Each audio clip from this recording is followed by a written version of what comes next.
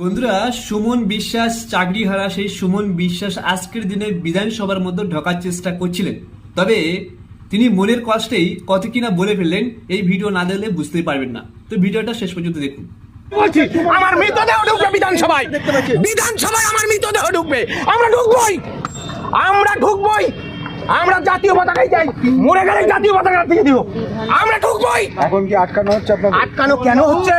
বারবার পুলিশি বাধা কেন হবে? কেন হবে? বিধানসভায় কেন যেতে পারবো না?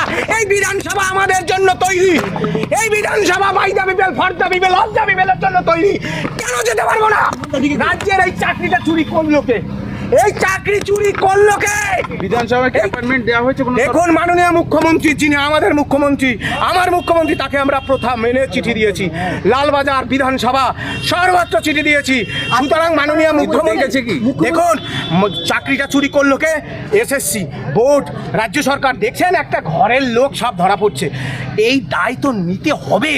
আমরা আজকে কথা বলতে আসিনি, মাননীয় মুখ্যমন্ত্রীর আমরা সন্তান তুল্য, আমরা চিঠিতে লিখেছি আমরা আপনার সন্তান, আমাদের সন্তান হিসেবে ডেকে নিন। কিন্তু না ডাকলে ঢুকবেন কি করে? না ডাকলে আমার মৃতদেহ ঢুকবে, আপনাদের কথা দিয়ে রাখলাম, আপনারা থাকুন। জাতীয় পতাকা নিয়ে কি বার্তা দিচ্ছেন? জাতীয় পতাকা নিয়ে আমরা বলতে চাইছি, আমরা আইন মেনে চলা ভারতবর্ষের সভ্য নাগরিক।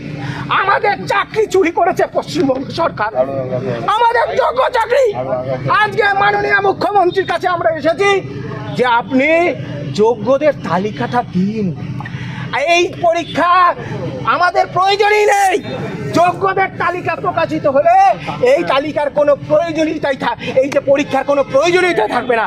আমাদেরকে পরীক্ষায় বসাচ্ছে, আমরা ওই 7 তারিখের পরীক্ষা স্থগিত, সাময়িকভাবে স্থগিত করার জন্য মাননীয় মুখ্যমন্ত্রীকে আবেদন জানিয়ে এসেছি।